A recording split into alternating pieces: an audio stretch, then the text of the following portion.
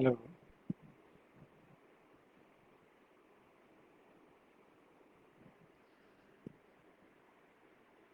Hello.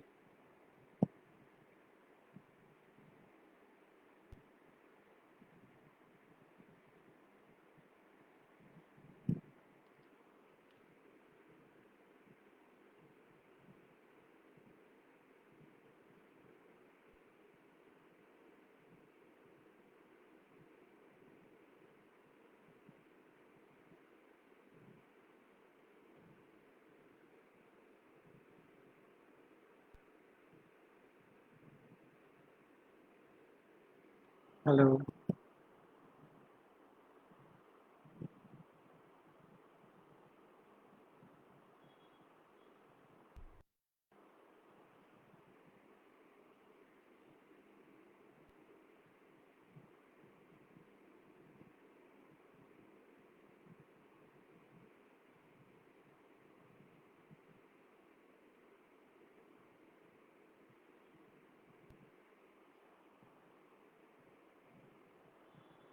Hello.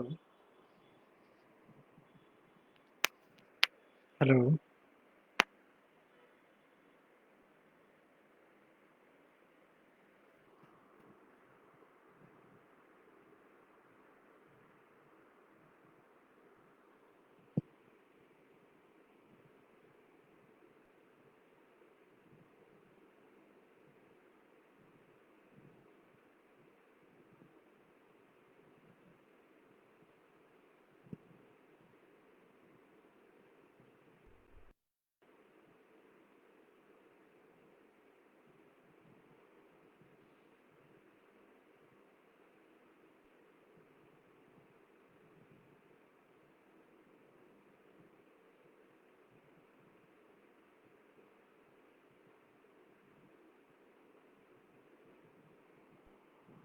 Hello.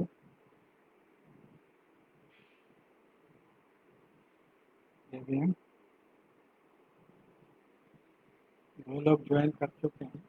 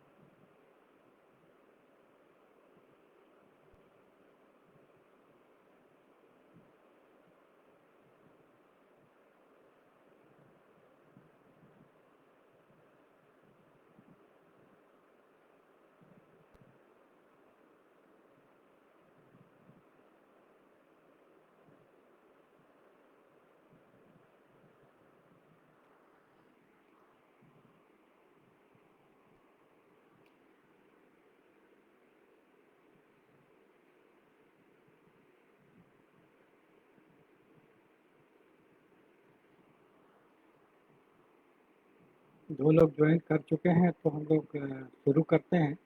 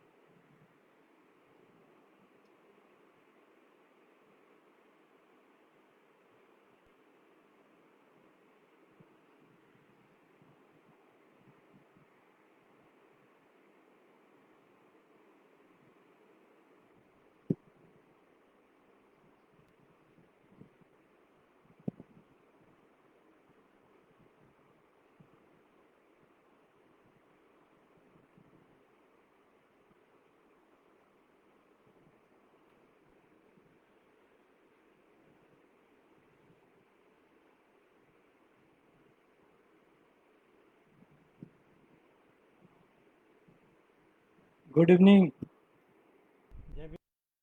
Dalpat जी, बहुत बहुत आपका स्वागत है, आपको शुक्रिया आने के लिए। और मैं वेट कर रहा था आप ही का कि कोई आए तो फिर बातचीत शुरू की जाए। दरअसल ये जो मैंने आज का टॉपिक रखा, व्यवहारिक कारणों से रखा। हेलो, मेरी आवाज़ आ रही? जय भीम, जय भीम, जय भीम सीमा जी।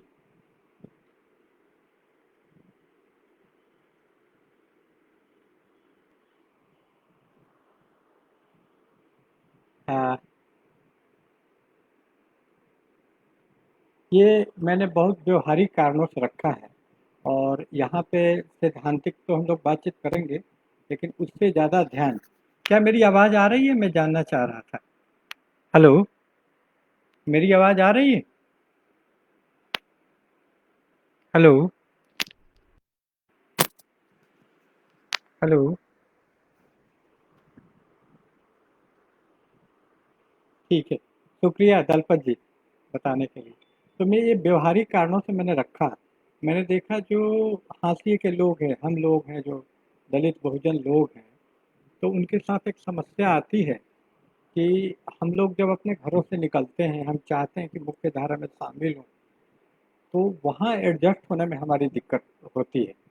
जैसे कोई व्यक्ति मान लीजिए कॉलेज में चला गया, क्योंकि उसके पूर्वज या उसके पुरखे, उसके माँ बाप, या माँ बाप अगर गए भी हों तो उसके दादाजी, यानी कहीं न कहीं एक पीढ़ी आती है जो वो कहीं पे नहीं गई है, ना स्कूल गई है, ना। शुक्रिया बताने के लिए कि मेरी आवाज़ आ रही है। तो वो व्यक्ति वहाँ पे प्रताड़ित अनुभव करता है। आप देखेंगे कि अपने माँ बाप से वो शिक्षा नहीं मिल पाती है, जो कि एक व्यक्ति जिसके दादा परदादा या उसके खानदान के तमाम लोग कॉलेजों में पढ़ने गए हैं, तो वैसी शिक्षा हमको घर से नहीं मिल पाती। क्यों? क्योंकि हमारे घर का माहौल वैसा नहीं होता है। हमारी पीढ़ी दर पीढ़ी से एक दूसरी संस्कृति, एक दूसरे तरह का माहौल मिलता है, जिसकी वजह से जब हम पहुँचते हैं कॉलेज में तो हमारा हाल वही होता है जैसे एक लड़की ब्याह करके अपने ससुराल जाती है। उसको अपनी सास से एडजस्ट करना पड़ता है, ससुर से, देवर से, यानी एक पराया जगह वो वहाँ पहुँचती है। और उसके फलस्वरूप उसको काफ़ी मानसिक परेशानी, भौतिक परेशानी तो होती ही है, मानसिक परेशानी होती है, क्योंकि उसके सांस्कृतिक माहौल, मान लीजिए मैं राजस्थान का ही उदाहरण दे रहा हूँ, क्योंकि हमारे साथ दलपत जी और सीमा और तमाम लोग, अ, स्वप्निल दा भी आ गए। जय भीम स्वप्निल, बहुत अच्छा लगा आप आए तो। क्योंकि ये हम अपने ही टॉपिक के बारे में डिस्कस करने जा रहे हैं। तो वहाँ होता ये है कि जैसे राजस्थान का एग्जाम्पल लें, तो राजस्थान में कोई सिरोही डिस्ट्रिक्ट है, तो सिरोही का कल्चर बिल्कुल जयपुर से अलग है। तो जयपुर की किसी लड़की का ब्याह अगर सिरोही में होता है, उसका ससुराल सिरोही में है, तो उसको वहाँ के खाने पीने की आदतें, वो तमाम दिक्कतें पेश आती हैं। उसी तरह जब हम लोग किसी कॉलेज में जाते हैं तो वहाँ दिक्कतें पेश आती हैं।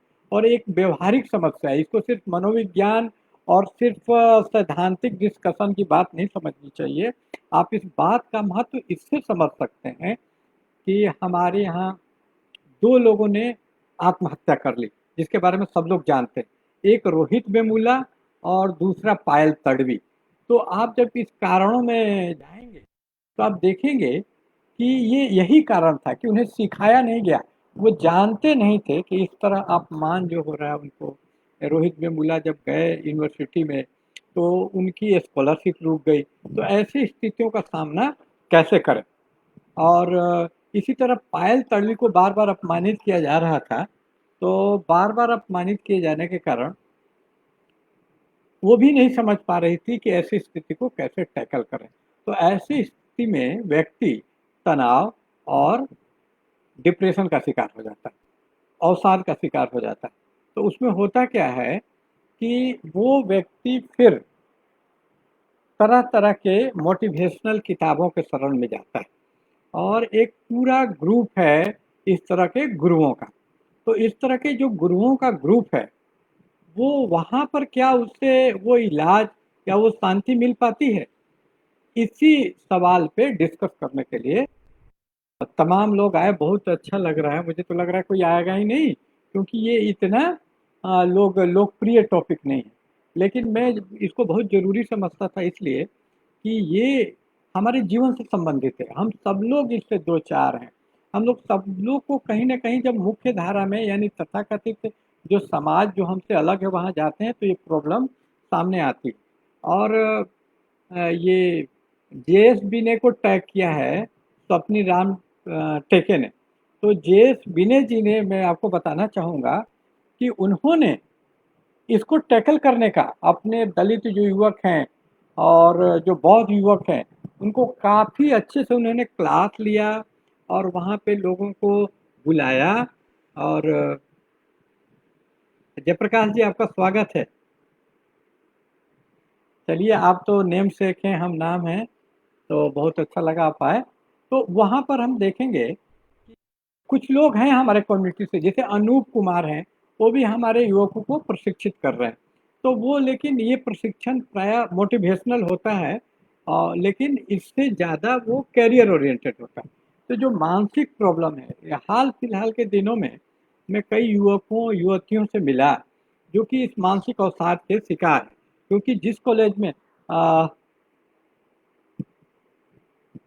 ये सुधीर आए हैं आज, जय भीम, सुधीर अम्बेडकर जी, ये पढ़ाते हैं हिंदी। और ये भी अनुभव किए होंगे कि जब ये अपने वातावरण से निकल के, अब इनकी फैमिली को, हिस्ट्री को मैं जानता हूँ कि वहाँ इनके घर में कोई प्रोफेसर नहीं हुआ और ये हिंदी के प्रोफेसर बन गए सुधीर जी। तो ये वहाँ पे अकेला पाते हैं खुद को, क्योंकि इनके जो साथी प्रोफेसर हैं वो इनके सामाजिक पृष्ठभूमि से नहीं आते हैं। अगर स्पष्ट शब्दों में कहें तो वो स्वर्ण हैं, वो गैर दलित हैं।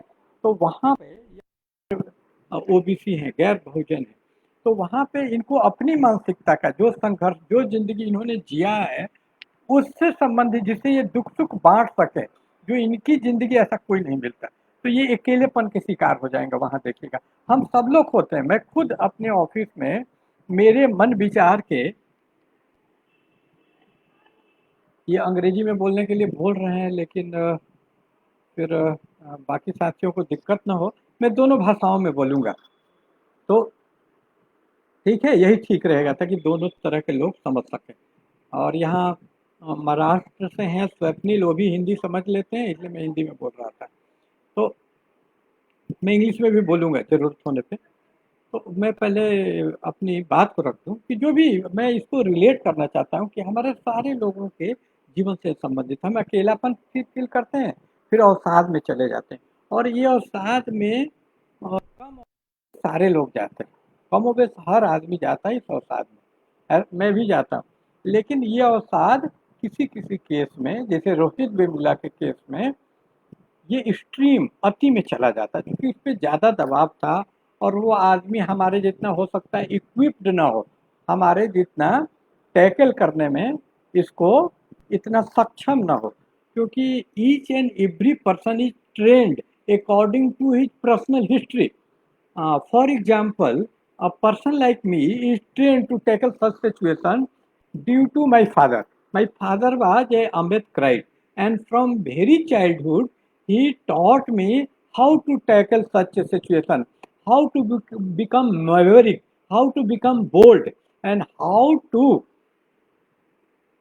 make judicious choice between fight और फ्लाइट। ये हम लोगों को हमेशा चुनाव करना होता है।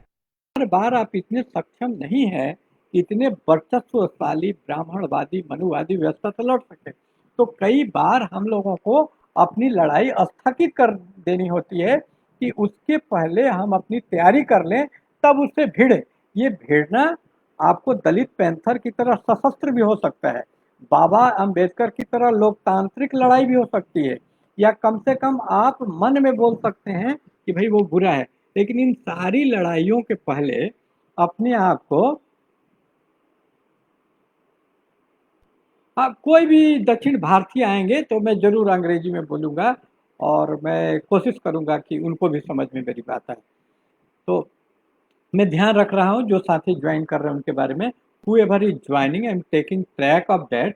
Or whenever a non-Hindi speaking person is joining, I will switch over to English. I will try to make everybody understand what I want to convey because it is relevant to our own life. It will save us from suicide. It will save us from depression.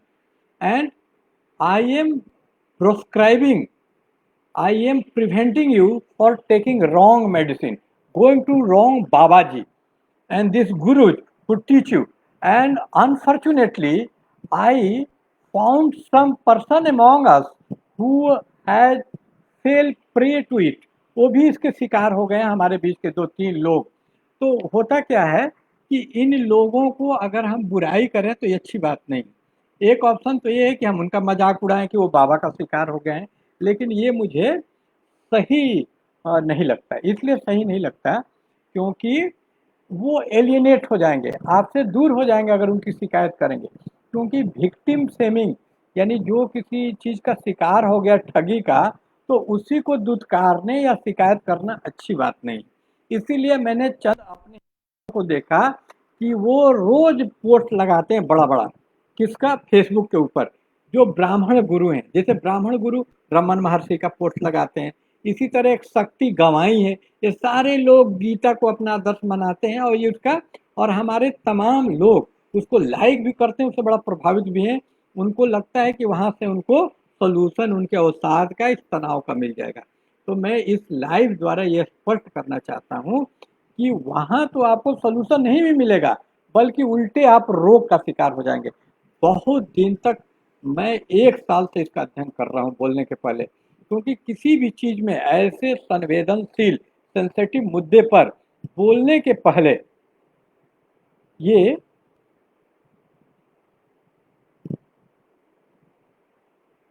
हम लोगों को सोचना चाहिए, विचारना चाहिए, जल्दी conclusion क्योंकि बहुत vulnerable है, हमारे दुश्मन हमारे पीछे लगे हुए हैं। एक बात गलत निकली तो आपको ध्वस्त करने में कामयाब हो जाएँगे। इसलिए बड़े सोच समझ के बोलना चाहिए और काफ़ी मैंने सीखा भी अपने वरिष्ठों से कि सोच समझ के सतर्क होके बोलना क्यों ज़रूरी है। सतर्क से मेरा अर्थ 2 है, तर्क के साथ बोलना है लॉजिकल और सतर्क मतलब सावधान होके भी बोलना है। तो दोनों अर्थों में सतर्क या कॉशियस रहना है बोलने के पहले। तो मैं बताना चाहता हूँ कि जब हम गलत किसी गुरु के पास जाते हैं, जिस तरह आप नीम हकीम के पास जाते हैं तो अपने रोग को और बढ़ा देता है और नए रोग आपको दे देता है, तो इसी तरह ये लोग भी आपको नए रोग दे देते हैं। और आप फिर से उसके शिकार हो जाते हैं कि आप देखेंगे कि रोग आपका बढ़ जाता है।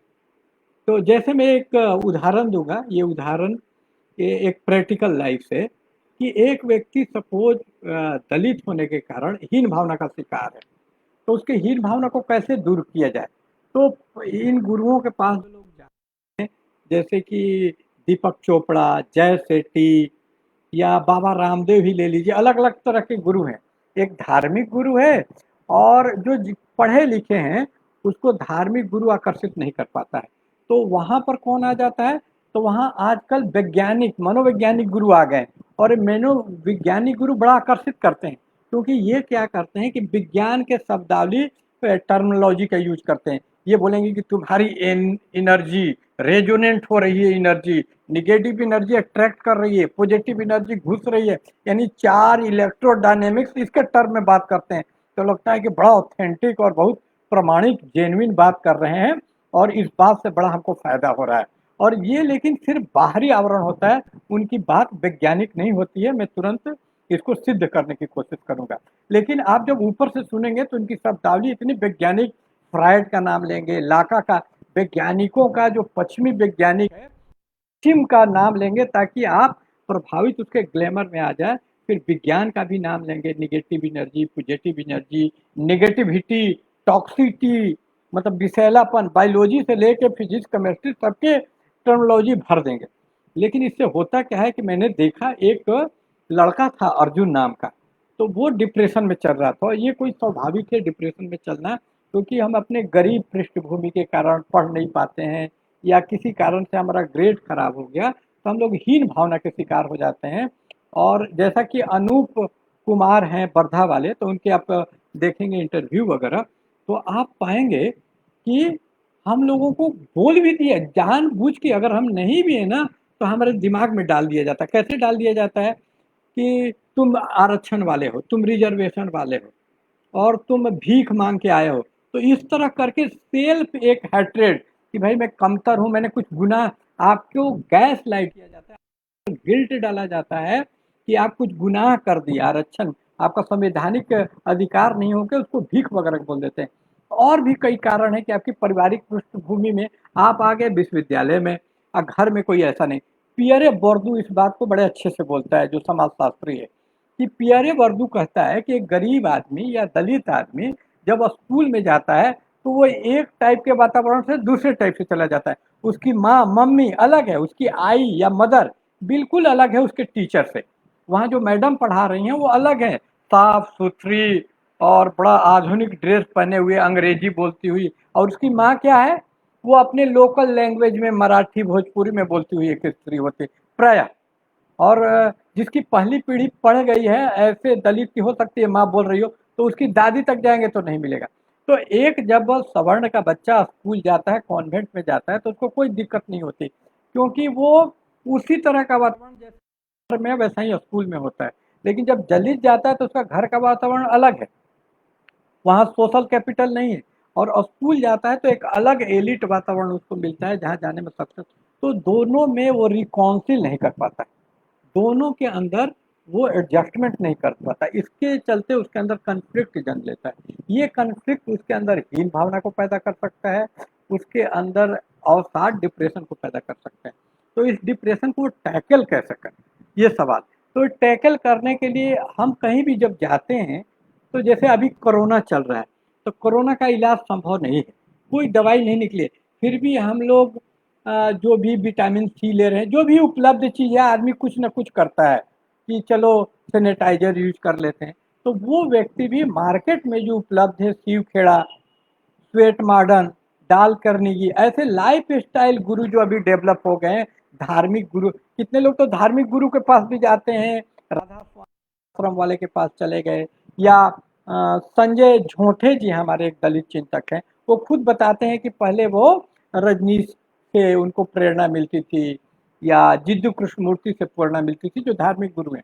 लेकिन अभी ज़्यादा लोकप्रिय ये मनोवैज्ञानिक वाले गुरु हैं, जैसे स्वेट मॉडर्न है, या शक्ति गवाई हैं, या एक हार्ट है, या जय सेठी, दुनिया भर के आपको मिल जाएंगे, जो कि आजकल तो पैसा भी लेते हैं इसके इलाज के लिए कि एक सेशन का 1 घंटा का 500 2000 $1, जैसे जितने बड़े गुरु हैं उतना बड़ा पैसा वो लेते हैं। तो ऐसे वातावरण में होता क्या है कि आप वो उपलब्ध गुरु के पास जाते हैं। लेकिन मैं यही कहना चाहता हूँ इस लाइव के माध्यम से कि आपको उनके पास नहीं जाना चाहिए। क्यों नहीं जाना चाहिए, यही मैं आपको समझाना चाह रहा हूँ। क्योंकि होता क्या है, मैंने अध्ययन किया, हमने स्टडी किया कि वो क्या होता है उनके पास जाने से। और ऐसा कुछ नहीं है कि हमको कोई व्यक्तिगत दुश्मनी है, मैं उनकी आलोचना कर रहा हूँ। मेरी सारी चिंता, मेरा सारा कंसर्न अपने नौजवान युवकों के लिए है। मैंने अपने दलित भाइयों को, अपने दलित बहनों को, जो हमारे अपने लोग हैं, उनको इन गुरुओं के पास जाने के बाद देखा कि वो और भी निराशा, अवसाद, डिप्रेशन के शिकार हो जाते हैं। तो मैंने अध्ययन करना शुरू किया कि आखिर इस निराशा के शिकार वो क्यों होते हैं। तो उसमें मुझे पता चला कि होता क्या है कि ये पहली बात जो आपको नोट करने लायक है, इस पे आप ध्यान दीजिएगा कि ये सारे जो फ्रायड हों, स्वेट मॉडर्न हों, श्री श्री रविशंकर, सैड गुरु, इनका सारा जो सिद्धांत और सारा जो थ्योरी डेवलप किया, जो मेथड, टिप्स, जीवन जीने की इन शैलियाँ और जीवन जीने के जो टिप्स है, ये सवर्ण समाज, एलिट समाज को केंद्रित करके बनाया। तो जो हम क्या रहे हैं उसका वह कहीं ख्याल ही नहीं रखा। तो एक मान लीजिए कि शर्ट सिला जाता है, मान लीजिए एक शर्ट है, उसको हम सिलते हैं, वहाँ आपके लंबाई चौड़ाई का ख्याल नहीं रखते हैं। तो वो शर्ट पहनने से तो हमको दिक्कत होगा, वो हमारे माप का नहीं है, तो हमको टाइट होगा तो हमको दिक्कत होगा, वो पहनने में तकलीफ और मेरी बढ़ जाएगी। वो शर्ट हमारे शरीर का धूप से रक्षा करने के बजाय और दिक्कत का चीज बन जाएगा। तो अगर हम भी इस तरह के गुरुओं के पास जाते हैं तो उनका पूरा सिद्धांत शैली हमारे लिए नहीं बना, वो सारा किसके लिए बना है? जिस वो उनका उनका मेन ऑडियंस भी हम नहीं है। आप देखेंगे कि इन गुरुओं के पास कौन लोग ज़्यादा जाते हैं? तो इन गुरुओं के पास यही एलिट क्लास के लोग, स्वर्ण वर्ग के लोग ज़्यादा जाते हैं। तो अगर इनके पास हम जाते हैं, तो हमको अपने मन मुताबिक ही हमको सोच के नहीं, हमारा जीवन इनके ध्यान में ही नहीं है, मैं बता दूँ। जब ये बोलते हैं या कुछ भी समझाते हैं, तो ये इनका हाल फ्रांस की उस राजकुमारी वाला है जो भूखा है, तो उसको रोटी के बजाय बोल दी कि पाव रोटी खाओ, ये देखने की बजाय कि पाव रोटी उसको उपलब्ध की नहीं। तो ये चीज सबको जो बताते हैं, जो उपाय सुझाते हैं, वो हमारे लिए संभव नहीं है। जैसे ये लोग सिखाते हैं कि खुद पे ही विश्वास करो, किसी से डरो नहीं, तो ये हमारे लिए संभव नहीं है। ये विश्वास सिर्फ मनोविज्ञान से नहीं आता है, ये विश्वास पैसा आने से आता है, प्रॉपर्टी आने से आता है, पोस्ट या पावर आने से आता है। तो बिना पावर के अगर आप घमंड कीजिएगा या अभिमान रखिएगा, उल्टे आपको घाटा लग जाएगा, उल्टे आपका अवसाद होगा। क्योंकि अगर आप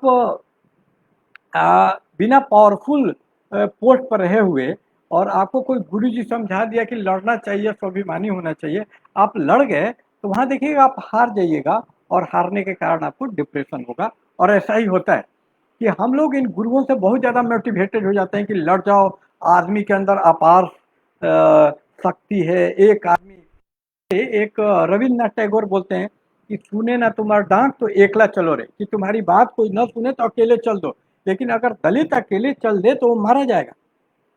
और कई दलितों को हमने देखा कि अकेले वो भिड़ गए पूरे व्यवस्था से, जेएनयू में, और आज वो कहाँ है? जेल में है। आज वो जेल में है। जैसे साईं बाबा, आनंद तेल तुबड़े जेल में है, कोई उनको हेल्प नहीं कर रहा, और वो इन्हीं सवर्ण कम्युनिस्टों के साथ लड़ रहे थे बेचारे। तो इनके बातों में आने से क्या होता है कि हम बहुत ज़्यादा अपने आप को इन्फ्लेटेड और रियलिटी को नाप नहीं पाते हैं, लड़ जाते हैं। बाबा अम्बेडकर देखिए कि कभी भी अपनी लड़ाई को बहुत ज़्यादा अमाउंट में कभी नहीं ले गए। वो उन्होंने रियलिटी के अनुसार लड़ाई लड़ी, कभी सशस्त्र संघर्ष, ऐसी काल्पनिक बातें कभी नहीं की जो दलितों के लिए संभव नहीं था। उनको मालूम था कि उनका समाज कितने दिनों तक लड़ सकता है, किस तरह से लड़ सकता है, क्या लड़ाई लड़ सकता है, क्या लड़ाई नहीं लड़ सकता है। उन्होंने चहाड़ महाड़ सत्याग्रह किया, क्योंकि वो संभव था, वहां लोग जुट सकते थे। उन्होंने सशस्त्र संघर्ष नहीं किया, और ऐसा नहीं था कि सशस्त्र संघर्ष से या जो है हमारे लोगों ने नहीं किया, किया दलित पैंथर में थे, नामदेव ढासाल, उन्होंने किया। तो जो लेकिन उसका आप देखिएगा परिणाम हम नहीं देखते हैं। जब इन गुरुओं को, ये जो मोटिवेशनल गुरु है, ये हम लोगों तो बहुत आगे बढ़ा देते हैं, लेकिन जब समस्याएं होती हैं तो कोई काम में नहीं आता, हम जेलों में पाए जाते हैं, हम मारे जाते हैं। बिहार में मैंने देखा है, अपने बिहार में, कि कई लोग ये मोटिवेशनल गुरुओं के चक्कर में पड़ गए, उनकी बातों में आ गए, और उन्होंने क्या किया कि अपनी लड़ाई जारी कर दी। कर्मानंद जी आ गए हैं, बड़ा अच्छा लगा, स्वागत है आपका। और ये विश्वविद्यालय में पढ़ रहे हैं, पढ़ाते हैं, हिंदी पढ़ाते हैं, हिंदी के प्रोफेसर हैं ये भी। तो ये इनको मालूम होगा कि इनके जो विश्वविद्यालय में दलित छात्र आते हैं उनको क्या दिक्कत शामिल करनी पड़ती है। दलित छात्र को न सिर्फ बाहरी तौर पे, जैसे कि एक दलित प्रोफेसर और हैं, कौशल पवार जी, उनका मैं एग्जाम्पल दूंगा। तो वो जेएनयू में पढ़ती थी, मैंने उनका इंटरव्यू देखा, उसमें उन्होंने बताया था। तो उन्होंने बताया कि जब वो जेएनयू में गई, तो उनकी क्लासमेट उनका मजाक उड़ाए, बोली कि तुम्हारे साथ हम नहीं रह सकते, हम ब्राह्मण हैं, एक दलित के साथ हम नहीं रहेंगे, और उसको छोड़ के। तो ऐसी घृणा अगर आदमी करे कि आपको छोड़ के चला जाए, तो इसका मानसिक स्वास्थ्य पे असर पड़ता है। आप बहुत डिमोरलाइज हो जाते हैं कि क्या आप ह्यूमन बीइंग नहीं है, ये तो आपको इंसान ही नहीं मानने जैसा हो गया, और आप बहुत डिप्रेस हो जाते हैं। तो ये बताने की जरूरत नहीं है कि न सिर्फ आर्थिक और सामाजिक और राजनीतिक तौर पे हम लोगों को लड़ने की जरूरत है, हमारी एक लड़ाई मनोवैज्ञानिक भी है, ताकि हमारे युवक मरे नहीं। तो इसको हम लोग कैसे टैकल करें, और बाबा के पास यही मैं बता रहा था। तो ये जो गुरु वाले बाबा हैं, ये क्या करते हैं, हम लोग के अंदर रोग पैदा कर देते हैं। ये अपनी, ये आपकी ज़रूरत के अनुसार आपको बात नहीं बताते हैं। जैसे आपकी ज़रूरत है कि आप में हीन भावना है, या किसी ने आपको अपने रूम से निकाल दिया, आप विश्वविद्यालय में पढ़ने गए, तो वहाँ पे ज़रूरत होती है कि कोई आपको बताए कि इसका कारण क्या है। तो इसका कारण जाति पाति है, इसका कारण आपके अंदर नहीं स्थित है। ये आत्मज्ञान सॉल्व होने वाला सवाल नहीं है। ये जाति पाति उत्पीड़न ऑपरेशन से संबंधित है, और इसका उपाय भी ऑपरेशन की लड़ाई लड़ना है। लेकिन वो क्या बता देंगे? इसको आध्यात्मिक बता देंगे कि आपके अंदर है, मजबूत बनाओ। इससे क्या दुष्परिणाम निकलता है कि आदमी खुद ही को इससे लड़ो, तुम लड़ सकते हो, तुम ही कमजोर हो और तुम ही लड़ नहीं पा रहे हो। बाकी लोग तो देखो कैसे इस विश्वविद्यालय में, वो आपकी तुलना एक ब्राह्मण व्यक्ति से कर देगा, वो आराम से रह रहा है, वो तो आत्महत्या नहीं करता, ये जाने बगैर कि उसको प्रिविलेज प्राप्त है, सारा वातावरण उसके पक्ष में है, हमारे विपक्ष में है, तो हमारी तुलना उससे नहीं हो सकती है। इसलिए हम जो इतने डेमोरलाइज हैं, ये इसके कारण हम नहीं हैं, ये व्यवस्था है, ये पूरी तरह से जो उत्पीड़न का तंत्र कायम किया हुआ वो है। तो ऐसी स्थिति में अगर मनोवैज्ञानिक गुरु के पास जाते हैं तो वो क्या समझाया जाता है? एक फेसबुक पे ही मनोवैज्ञानिक गुरु हैं, वो अक्सर बोलते हैं कि खुद को जाना तो पूरा दुनिया को जान लिया। तो वहाँ क्या होता है कि खुद ही, मतलब खुद को जाना तो दुनिया को जान दिया, तो वो क्या कहना चाहते हैं? वो कहना चाहते हैं, अरे अरविंद जी जय भीम, स्वागत है आपका, काफी लोग आ गए। तो आ, कई चीज अरविंद भाई भी ये हमसे सहमत होंगे कि जातीय उत्पीड़न के कारण कहीं ना कहीं, जैसे कार्यालय में वो भी काम करते हैं, पत्रकार हैं, तो उनको भी अनुभव होगा कि हमको उत्पीड़न का शिकार होना पड़ता है, और उत्पीड़न का प्रभाव मानसिक अवसाद, डिप्रेशन वगैरह के रूप में होता है। जैसे कश्मीर में कई सालों से अराजकता और उत्पीड़न जारी है, तो ऐसा पाया गया कि कश्मीर के 80% लोग मानसिक तनाव और मानसिक डिप्रेशन के शिकार हैं। तो हम लोग भी उत्पीड़न के कारण है। और लेकिन आध्यात्मिक जो गुरु है वो क्या बता देता है कि आप जाना जग जाना, अपने आप को जान लिए तो वो गोरखनाथ वगैरह को उद्धृत कर देता है। जबकि वो गोरखनाथ ऐसा नहीं बोलते थे, मैंने इस पर अध्ययन किया, ये सब प्रक्षिप्त है उनके नाम पे चलाया हुआ है कि आप खुद को जान के जग को जान लोगे, यानी खुद ही तुम जग हो, दुनिया पूरी तुम्हारे भीतर ही है, कि घट घट जीव समाना, ऐसा ऐसा वो आध्यात्मिक बात बोल के आपको एक भ्रम का शिकार बनाते थे। इसका परिणाम क्या निकलता है कि आप खुद को ही अपने हीन भावना, जातीय उत्पीड़न का कारण मानने लगते हैं। तो इससे खुद से ही आपको घृणा होती है, या कम से कम आपको गिल्ट फीलिंग आ जाता है, ग्लानि आ जाती है, या हम ही बहुत कमजोर हैं, ये स्थिति का सामना नहीं कर पा रहे हैं, बाकी आदमी तो आत्महत्या नहीं कर रहे हैं। आप ये नहीं समझ पाते कि इसमें आपकी कोई गलती नहीं है। और ये ग्लानि, ये गिल्ट फीलिंग बहुत खराब है। यही गिल्ट फीलिंग अगर एक्सट्रीम अतिवादी रूप ले ले तो आदमी आत्महत्या कर लेता है। तो ऐसा आदमी जो बोलता है आप जाना जग जाना, ये आत्महत्या के लिए प्रेरित करता है एक तरीके से। तो ऐसे गुरुओं के पास न जाएं, यही है। मैं अगर बात स्पष्ट नहीं कर पा रहा हूं तो आप कमेंट में हमसे पूछ सकते हैं, मैं और भी स्पष्ट तरीके से बोलूंगा। मैंने काफ़ी 2 दिन से तैयारी करके डायरी नोट की हुई है, और काफ़ी पॉइंट मेरे पास है, लेकिन मैं चाहता हूं कि पढ़ूं नहीं, पढ़ने से बड़ा बोरिंग हो जाता है, इंटरेक्टिव हो। तो आप मुझसे पूछ सकते हैं अगर कोई आपसे इसमें ये हो कि मैं गुरुओं के खिलाफ क्यों हूं। क्योंकि मैं मुझे गुरुओं से कोई व्यक्तिगत दुश्मनी नहीं, लेकिन मैंने देखा कि उससे और हीन भावना, ग्लानि, कि जो जो इलाज की, मर्ज की, और मर्ज और बढ़ता गया, रोग और बढ़ता जा रहा है जितना आप गुरु के पास जा रहे हैं। क्योंकि गुरु क्या बता रहा है? बुद्धि को जानो, आत्म ज्ञान करो, ये करो वो करो, जबकि समस्या जग में है, उत्पीड़न में है। हाँ, ये मैं मानता हूँ कि इसका एक मनोवैज्ञानिक पक्ष है। इसका मतलब ये नहीं है कि मैं मनोविज्ञान में साइकोलॉजी के खिलाफ हूँ, बल्कि मैं साइकोलॉजी का भयंकर पक्षधर हूँ। एक नारीवादी हैं केट मिलट, तो केट मिलट ने एक जगह बहुत स्पष्ट शब्दों में कहा है कि जो कार्ल मार्क्स और एंगल्स से यही गलती हो गई कि जो अस्मिता या आइडेंटिटी पर आधारित, जिसको ये अस्मिता भी वही सवर्णे लोग बोलते हैं, मैं अस्मिता बोलने से परहेज करता हूँ, लेकिन वो हम लोग को अस्मितावादी बोलते हैं। तो जो मेरे कहने का मतलब, जो जेंडर और जाति या रंग को लेकर, रेस को लेकर काले लोगों की जो प्रॉब्लम है, वो सिर्फ इकोनॉमिक प्रॉब्लम नहीं है, गरीबी से रिलेटेड नहीं है, गरीबी से भी रिलेटेड है, उसको गरीबी से अलग नहीं, लेकिन उसके अलावा एक कल्चरल सांस्कृतिक प्रॉब्लम भी है, एक मनोवैज्ञानिक प्रॉब्लम भी है। वो कहती हैं कि it should not be reduced to economy. Every slave, every oppressed person, including Dalit, is subject to a psychology. गुलाम एक साइकोलॉजी का शिकार होता है। कि स्त्रियों को देखिएगा तो उनको खास साइकोलॉजी है। वो साइकोलॉजी क्या है? हीन भावना की साइकोलॉजी है, ग्लानि की साइकोलॉजी है। वो एनी टाइम ग्लानि में और उपेक्षित महसूस करती हैं। उपेक्षित महसूस करने के कारण उनमें कई रोग जन्म ले जाते हैं, जिसमें एक रोग का नाम है हिस्ट्रियोनिक पर्सनालिटी डिसऑर्डर।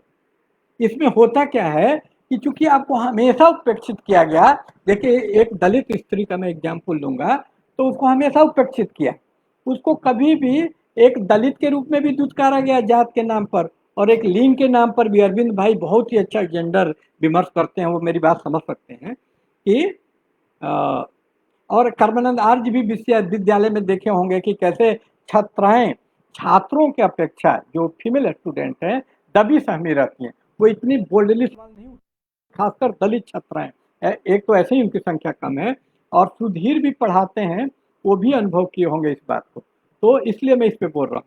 तो ये मैं प्रैक्टिकल प्रॉब्लम पे बुद्ध की तरफ बोलना चाहता हूँ, मुझे हवाई बातें बिल्कुल पसंद नहीं है, तो इसलिए अगर मैं बहकूँ तो आप मुझे टोक दीजिए, मैं टू दी पॉइंट बोलना चाहता हूँ। तो मैं ये बताना चाहता हूँ, मैं चाहता हूँ कि मेरे युवक रोहित वेमुला, बहुत आंख में आंसू आ जाता है, मैं सो नहीं पाता जब मुझे मालूम चलता है पायल तड़वी, किसी का मर जाना इतना आसान, बहुत दुखद घटना है। तो वो घटनाएं रुके, मेरा ये एकदम नहीं, ना मैं विद्वान बनना मेरा लक्ष्य है, ना आपकी नज़र में बहुत बड़ा हिट हो जाना मेरा लक्ष्य है।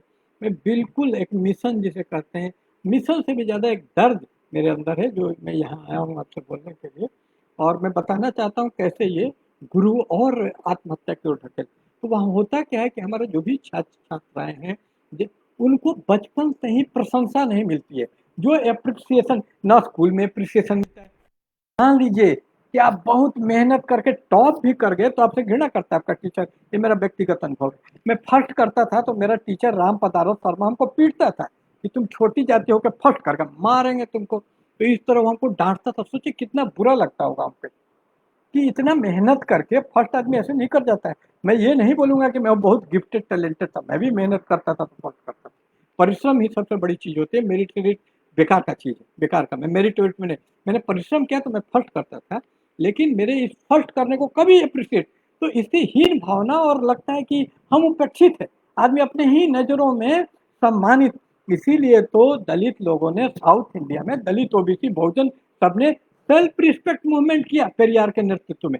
आत्मसम्मान, ये आत्मसम्मान, हमको सिर्फ पैसा नहीं चाहिए।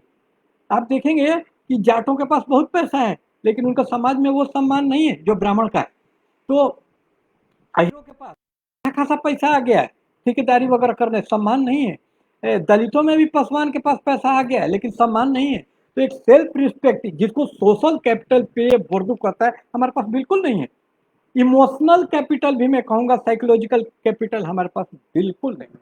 तो ये कैपिटल के अभाव में हमेशा हम एप्रिसिएशन के कि कोई बड़ाई कर दे, तो इसे बड़ाई का एक लालच बचपन से ही जन्म लेता है।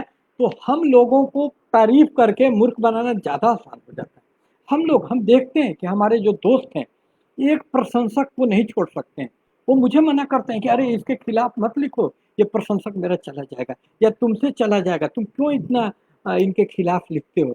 मतलब एप्रिसिएशन की सख्त जरूरत, इसी को हिस्टोरिक पर्सनालिटी डिसऑर्डर करते हैं। इसका लक्षण है प्रेज मी, पी से होता है प्रोपेंसिटी फॉर अटेंशन, ए से होता है अटेंशन सीकिंग, आर से होता है कि रेगुलर ऑफ एप्रिसिएशन। तो ऐसे करके इसके लक्षण हैं। सुभी भी आ गई है, धन्यवाद। और इसने भी कई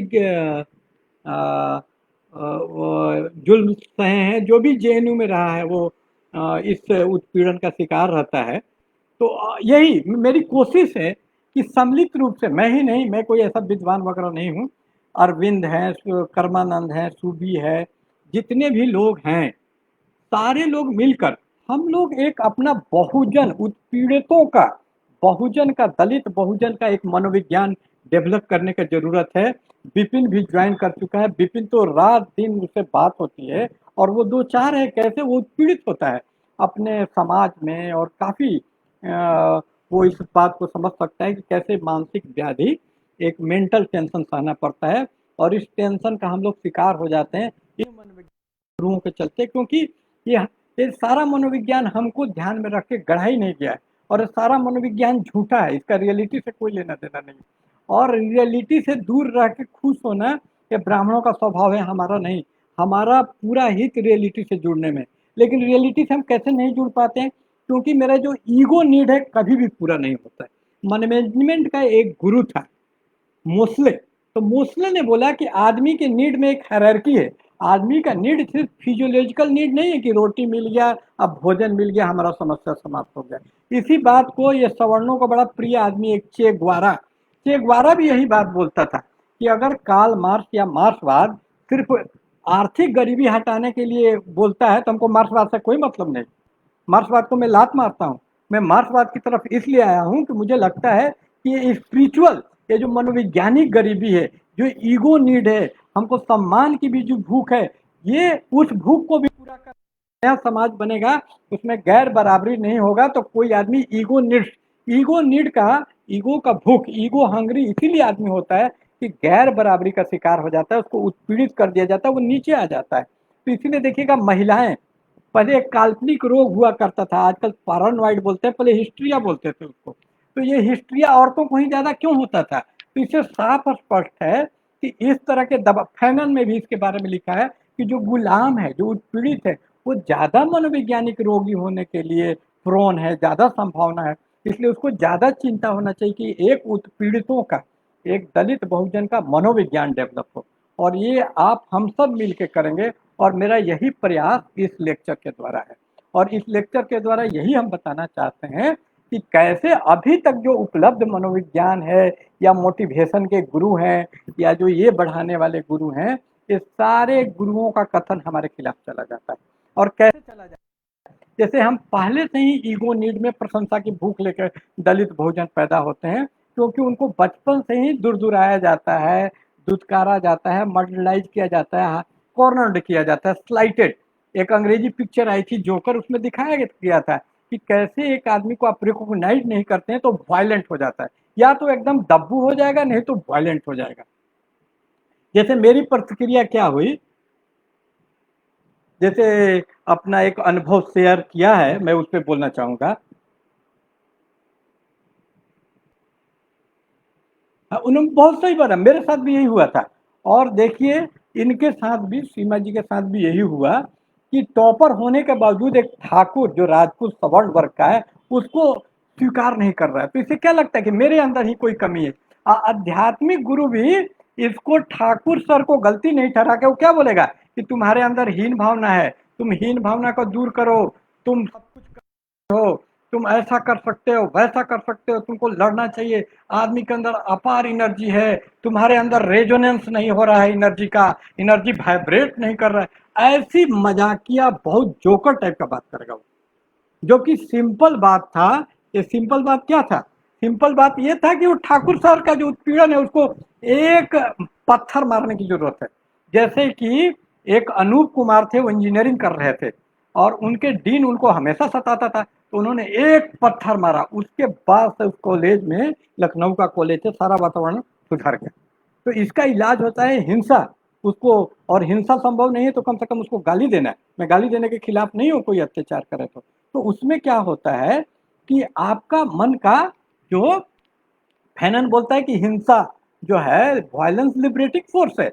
जब आप ऐसा करते हैं तो आपका मन का पूरा भड़ास निकल जाता है, जिसको ग्रीक फिलोसफी में कैथारसिस बोलते हैं। लेकिन ये आदमी क्या बोलेगा, जो आध्यात्मिक है, जो सूफीजम, एक सूफी है सैफुल मुल्क, उनका गाना बड़ा चलता है। वो क्या बोलते हैं कि दुश्मन को भी कुछ मत बोलिए, एक दिन सब मर जाना है, मर जाना है सबको, मर जानदा है सबना, ऐसा पंजाबी में गाना है कि सबको मर जाना है, दुश्मन को भी मर जाना है, आपको भी मर जाना है। तो दुश्मन, लेकिन दुश्मन के खिलाफ ये जो ठाकुर सर हैं उसके खिलाफ अगर आप नहीं बोलिएगा तो यही मनोवैज्ञानिक रोग का हम शिकार हो जाते हैं। तो इसलिए मैं सिर्फ समस्या नहीं बता रहा हूँ, मैं समाधान बता रहा हूँ कि समाधान ये है कि आप भेंट कीजिए, आप दब्बू नहीं बनिए। दबंग बनना ही इसका एकमात्र इलाज है। लेकिन ये दबंग बनना वास्तविक तौर पर होना चाहिए, ऐसा नहीं कि हम गोली चला दिए। जैसे अनूप कुमार का भी उदाहरण दे तो इतना डर गए अपने डीन को मारने के बाद कि कॉलेज ही नहीं लौटे और उनकी पढ़ाई पूरी नहीं हुई।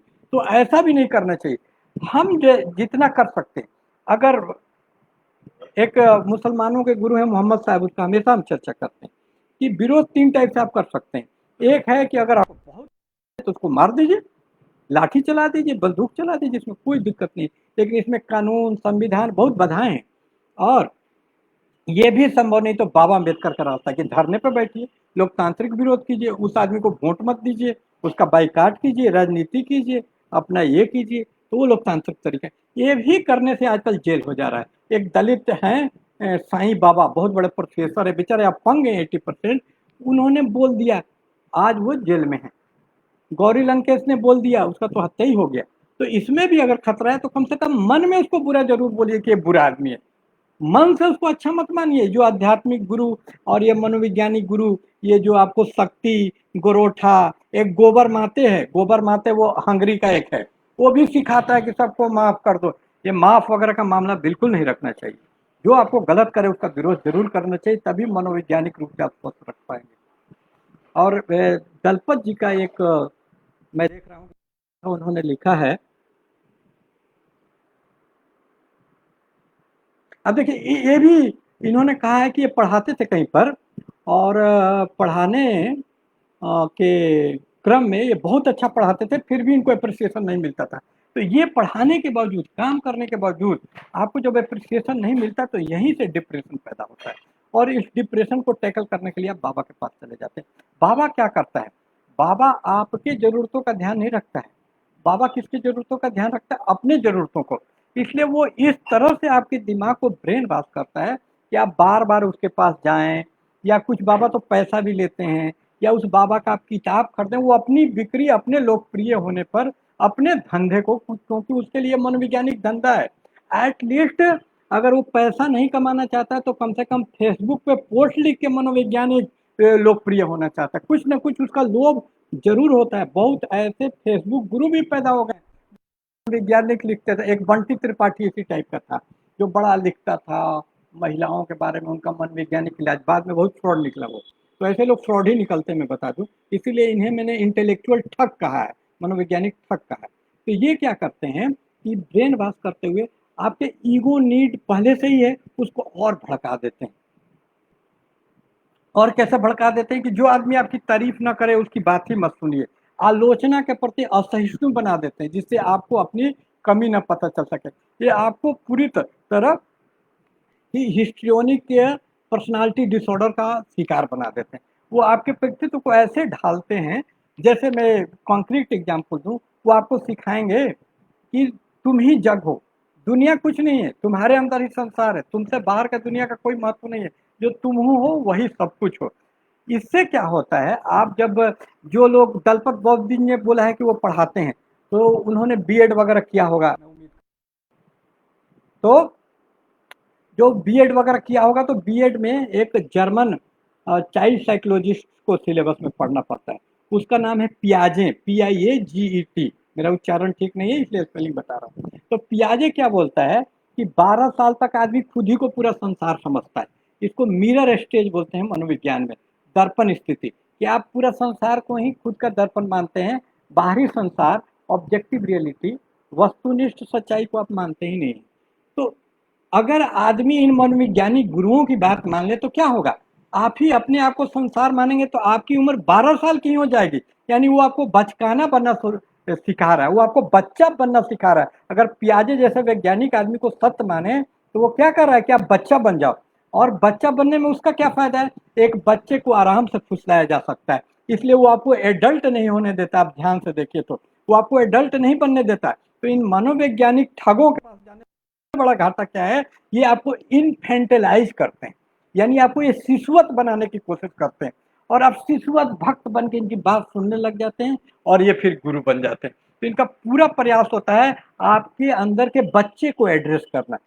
आदमी के अंदर एक बहुत बड़ा व्यवहार, बिहेवियर साइंस उसको मैनेजमेंट में बोलते हैं। तो एक मैनेजमेंट का गुरु है जिसका नाम है इरिक बर्नी। तो इरिक बर्नी ने एक किताब लिखा है, transaction analysis, the game people play उसका नाम है, कि आदमी क्या क्या गेम खेलता है एक दूसरे के साथ उसको ब्रेन वॉश करने के लिए। तो गेम ये क्या खेलता है कि वो बताता है कि आदमी के अंदर तीनों आदमी है। एक आदमी के अंदर चाइल्ड भी होता है, जब वो अपने पापा उपा को प्यार करता है, अपने बच्चों के साथ होता है, तो देखिएगा कि एक 40 साल का आदमी भी तुतला के बोलता है तुम कैसी हो, ऐसे बोलता है अपने बेटे के साथ। तो उसके अंदर का वो चाइल्ड जिंदा हो जाता है।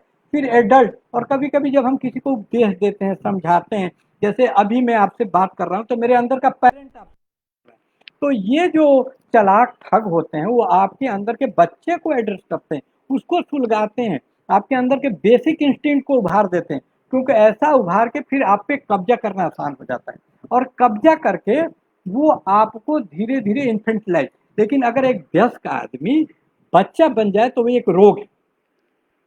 इवन फ्रायड जैसा, जिसको मैं मानता नहीं, वो भी मानता है कि जो जो भी कम्प्लेक्स है, वो कम्प्लेक्स अपने आप में बुरा नहीं है। बुरा क्या है, उसका फिक्स हो जाना है। एक उम्र के पास ऑडिपल कम्प्लेक्स है, उससे आपको मुक्त हो जाना चाहिए, आप नहीं मुक्त होते हैं तो ये दिक्कत है। तो मैं भी मानता हूँ कि बचपन में कई सारी प्रवृत्ति, आदमी आत्ममुग्ध होता है, बच्चा अपना बड़ाई चाहता है, बच्चा एकदम स्व केंद्रित होता है, चाहता है कि उसी में सबका ध्यान उसी में हो, टेंशन सीकर होता है, रोता है, माँ माँ पुकारता है।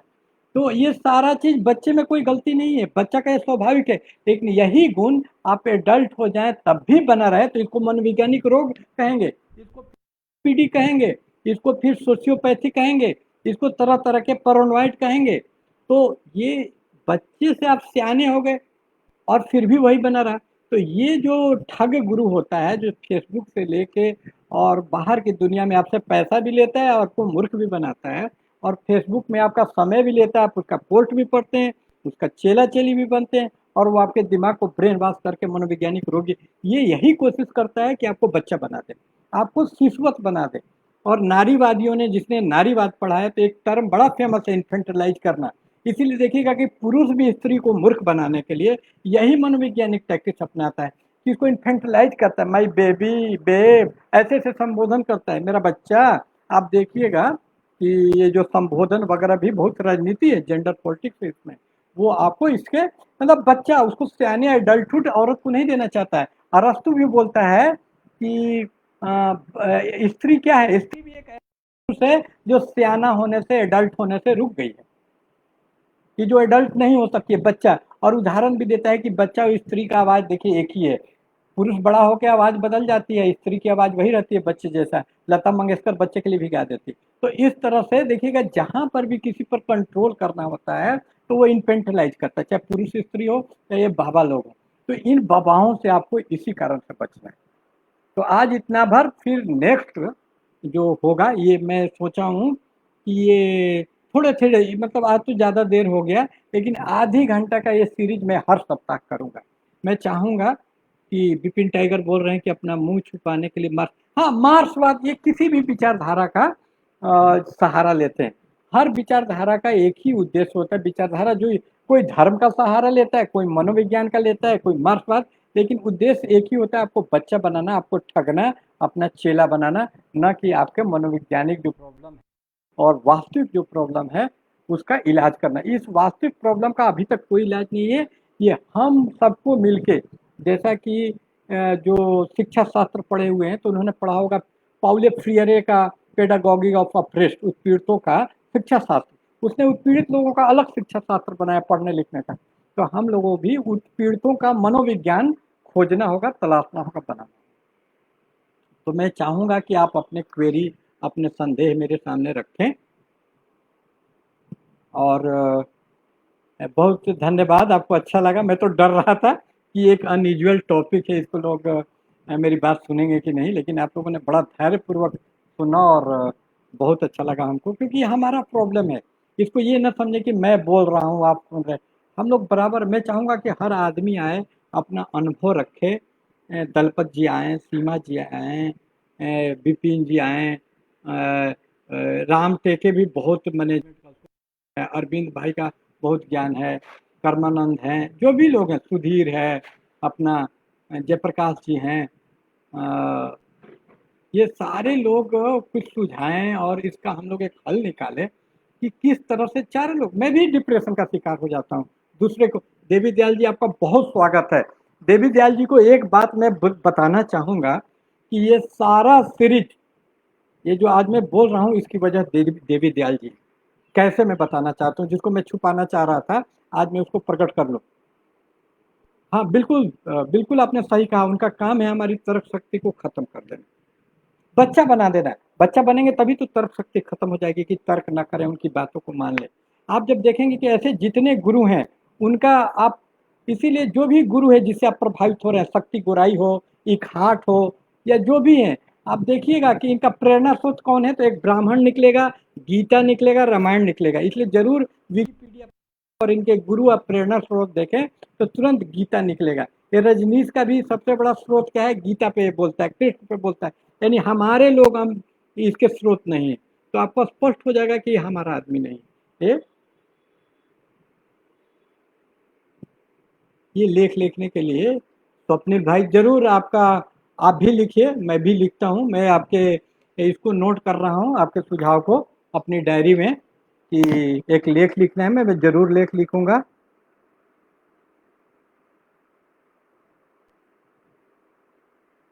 जो भी सलाह में, ये क्या है ना कि हम लोग एक साथ है, इसमें कोई कि मैं बोल रहा हूँ तो मैं कुछ, कोई ये नहीं है, सारे लोग हम लोग एक ही कॉमरेड हैं, साथी हैं। हमारा जो समाज है, दलित समाज, वो इग्लिटेरियन समाज है, इसलिए सारे लोग समान रूप से इसका हल खोजने में कोशिश करें। ऐसा नहीं कि मैं ज़्यादा विद्वान विद्वान हूँ, ऐसा कुछ ही नहीं है। ये तो वही गुरुओं का कहना है कि वो बात है। मैं इन सब चीज़ों में नहीं, लोकतंत्र, बराबरी, सबसे बड़ा बाबा अम्बेडकर ने क्या लिखा कि फ्रेटर्निटी डेमोक्रेसी का सबसे बड़ा विशेषता है। उन्होंने हेसेस ऑफ कास्ट किताब में, जाति का उच्छेदन किताब में उल्लेख किया। इसलिए जो भी है, सारे लोग आए। मैं बता रहा था, एक बात भूल गया कि देवी दयाल जी हैं इसके कारण बने।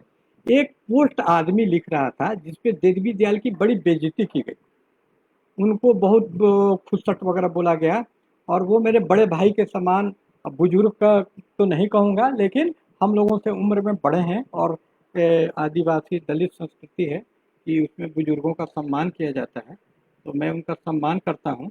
जिसकी वजह से मुझे खराब लगा कि एक ऐसा व्यक्ति जो जलालुद्दीन रूमी की बात करता है, कबीर की बात करता है, गोरखनाथ की बात करता है, तो ऐसे लोग तो जैसे कबीर साहब की ही बात अगर ली जाए, तो कबीर साहब बोलते हैं कि मीठी बानी बोलिए मलका होए, औरन को सीतन लगे, हैं। तो कबीर साहब खुद बोलते हैं कि मीठी बानी बोलनी चाहिए, कम से कम अपने लोगों से। तो जो आदमी इतने बड़े जलालुद्दीन रूमी, कबीर वगैरह का दावा करता है, उस आदमी ने बड़े कठोर शब्द देवी दयाल जी के लिए यूज किए, रैली लगा दूंगा, उनको नष्ट कर दूंगा। तो मुझे बड़ा मैं दुखित हो गया। अगर वो कोई स्वर्ण व्यक्ति होता तो मैं क्रोधित होता और उस पर हमला करता, लेकिन वो अपना ही आदमी था, अपना ही भाई मैं मानता हूँ। तो जब अपना ही भाई जब हमला करता है ना, तो बड़ा दुख होता है। और वो सूफियों का बड़ा नाम लेता है, तो मुझे भी एक सूफी कथा याद आ गया, मैं 2 मिनट आपको बताऊंगा। एक अनल हक, मैं ही ब्रह्म हूँ, ऐसा कहने वाले एक सूफी हुए, हल्लाज मंसूर। तो हल्लाज मंसूर को सजा दे दिया बादशाह ने कि इसको भाई पत्थर फेंक के मार दो, तो सारे लोग पत्थर फेंक के मारने लग गए। लेकिन उसका दोस्त था, वो पत्थर फेंक के नहीं मार सका। उसको क्या लगा कि अरे इसको पत्थर फेंक, मेरा दोस्त है, इसको हम नहीं मार सकते। तो हुआ क्या, लेकिन पत्थर फेंक के अगर नहीं मारेगा तो समाज के लोग बोलेंगे कि तुम इसका साथ दे रहा है, तुम गद्दार है, ट्रेटर है। तो उसको मारना भी था। तो वो सोचा कि इतने लोगों के बीच में क्या पता चलेगा, उसको फूल से मार देते हैं, पता तो चलेगा नहीं, सब लोग मार रहे हैं, हम भी मार देंगे, तो लोग भी खुश कि ये भी मारने आया था और इसको चोट भी नहीं लगेगा। तो वो मंसूर रो नहीं रहे थे, पत्थर लग रहा था, हंस रहे थे, बहुत बड़े संत थे। लेकिन जब फूल लगा तो रोने लग गए जोर जोर से। तो इसको आश्चर्य हुआ कि पत्थर से तुम नहीं रह रहे थे, फूल से रोने लग गए। तो उसने बोला कि अपना आदमी मारता है ना तो दिल को चोट पहुंचता है। तो उस दिन मुझे बहुत चोट पहुंचा जब देवी दयाल जी को कठोर शब्द बोले गए। तभी मैंने संकल्प लिया कि मनोवैज्ञानिक गुरु, मनोविज्ञान, ये सब के खिलाफ मैं एक लाइव करूंगा।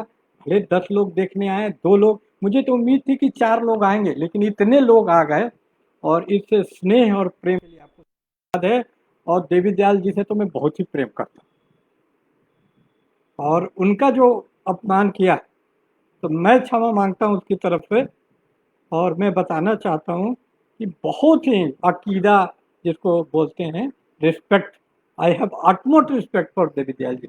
तो वो इतने सात्विक और इतने अच्छे आदमी मेरे लिए बुल्ले शाह सूफी नहीं है। यही अपने समाज के जो लोग हैं देवी दयाल जैसे, यही मेरे सूफी हैं, यही मेरे बुजुर्ग हैं। और इनसे हम प्रभावित होकर, क्योंकि जुड़े हुए हैं हम लोग। मेरा अपमान सिर्फ मेरा नहीं है, मेरे समुदाय के किसी भी व्यक्ति का अपमान, कोई भी हो, मुझे अपमानित लगता है, मैं ज़रूर लिखता हूँ। तो काफ़ी आप लोगों ने समय दिया और कोई सवाल भी नहीं आ रहा है। एक सुझाव आया था स्वप्निल राम टेके का, तो उस सवाल को मैंने नोट कर लिया है और आप सबको मैं धन्यवाद देता हूँ। दलपत जी को, स्वप्निल को, सीमा को, सुभी को, देवी दयाल जी को, विपिन भी आया। विपिन हमारा एकदम योद्धा है, सैनिक है और किसी को सीखना है कि कैसे लड़ा जाता है। ये सिर्फ नाम में टाइगर नहीं है, सचमुच का टाइगर है और मैं काफ़ी प्रभावित रहता हूँ। अरविंद जी आए, अपने एक बहुत व्यस्त रहते हैं समय निकाल के। कर्मा भाई आए, तो बहुत स्वप्निल से मुझे उम्मीद नहीं थी कि आ पाएगा, आया। और सुधीर जो खुद ही लेक्चरर है, वो मेरा लेक्चर सुनने आया, तो सौभाग्य की बात है। जयप्रकाश जी आए और सबको मैं धन्यवाद दूंगा और इसी के साथ मैं लाइव समाप्त करता हूँ। मैं प्रश्नों का इंतजार कर रहा था कि कुछ ऐसा प्रश्न हो या हम लोग साझा कर सकें जो अपना दुख है, या सब लोगों ने साझा किया भी कि किस तरह प्रमुखता। और अगली बार हम लोग चर्चा करेंगे कि कैसे इससे हम लोग निपटें और सेशन 1 घंटे का नहीं, आधी घंटा कहीं टू दी पॉइंट रखेंगे और वो एक तरफा नहीं होगा। चलिए, बहुत अच्छा लगा कि यही जज्बा होना चाहिए कि माफ़ी मांगने पर मजबूर करें, हम खुद ग्लानि न अनुभव करें, हम अपने अपमान के लिए जिम्मेदार नहीं हैं, हम क्यों ग्लानि अनुभव करें। तो हम लोगों को, उन लोगों को मजबूर करना चाहिए। जय भीम। इसी के साथ मैं अपना लाइव समाप्त कर रहा हूँ।